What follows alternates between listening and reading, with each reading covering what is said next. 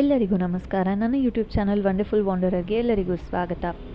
ನಮ್ಮ ಮನೆಯಲ್ಲಿ ನಡೆದ ತುಳಸಿ ಪೂಜೆಯ ಕೆಲವು ಕ್ಷಣಗಳನ್ನು ನಿಮ್ಮ ಜೊತೆ ಹಂಚಿಕೊಳ್ಳೋ ಉದ್ದೇಶದಿಂದ ಈ ವ್ಲಾಗ್. ಮೊದಲು ತುಳಸಿ ಪೂಜೆಯ ಹಿಂದಿನ ಕಥೆಯನ್ನು ತಿಳ್ಕೊಳ್ಳೋಣ.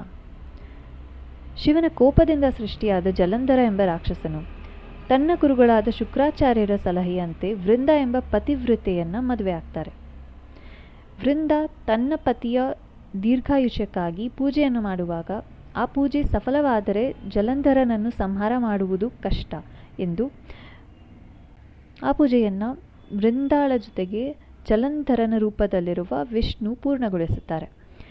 ಇದರಿಂದ ವೃಂದಾಳ ಪತಿವ್ರತ ಧರ್ಮ ಭ್ರಷ್ಟಗೊಳ್ಳುತ್ತದೆ.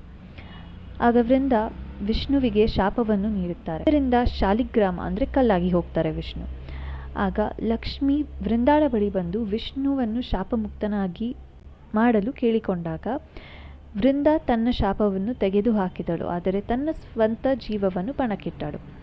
ನಂತರ ವಿಷ್ಣು ವೃಂದಾಳಿಗೆ ತುಳಸಿ ಆಗುವಂತೆ ಆಶೀರ್ವದಿಸಿ ತನ್ನ ಪೂಜೆ ತುಳಸಿ ಇಲ್ಲದೆ ಸಫಲವಾಗುವುದಿಲ್ಲ ಎಂದು ಹೇಳುತ್ತಾರೆ. ವೃಂದಾಳ ಪ್ರಾಮಾಣಿಕ ಭಕ್ತಿಯನ್ನು ಮೆಚ್ಚಿ ಶಾಲಿಗ್ರಾಮ ರೂಪದಲ್ಲಿ ಆಕೆಯನ್ನು ವಿವಾಹವಾಗ್ತಾರೆ. ಅಂದಿನಿಂದ ತುಳಸಿ ಮತ್ತು ಶಾಲಿಗ್ರಾಮದ ವಿವಾಹವನ್ನು ಆಚರಿಸುತ್ತಾರೆ. ಸ್ಕಂದ ಪುರಾಣ ಮತ್ತು ಪದ್ಮಪುರಾಣದಂಥ ಹಿಂದೂ ಧರ್ಮ ಗ್ರಂಥಗಳ ಪ್ರಕಾರ ವಿಷ್ಣು, ಶಿವ ಮತ್ತು ಇತರ ದೇವತೆಗಳು ನೆಲ್ಲಿ ಮರದಲ್ಲಿ ವಾಸಿಸುತ್ತಾರೆ ಎಂದು ನಂಬಲಾಗಿದೆ, ವಿಶೇಷವಾಗಿ ಪವಿತ್ರ ಕಾರ್ತಿಕ ಮಾಸದಲ್ಲಿ. ಇದು ಈ ಮರವನ್ನು ಅತ್ಯಂತ ಪವಿತ್ರ ಮತ್ತು ಭಗವಂತನಿಗೆ ಸೂಕ್ತವಾದ ಸಂಕೇತವನ್ನಾಗಿ ಮಾಡುತ್ತದೆ.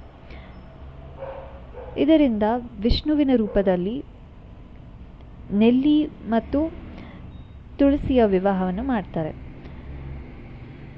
ನನ್ನ ವ್ಲಾಗ್ ನೋಡಿದ್ದಕ್ಕೆ ಧನ್ಯವಾದಗಳು.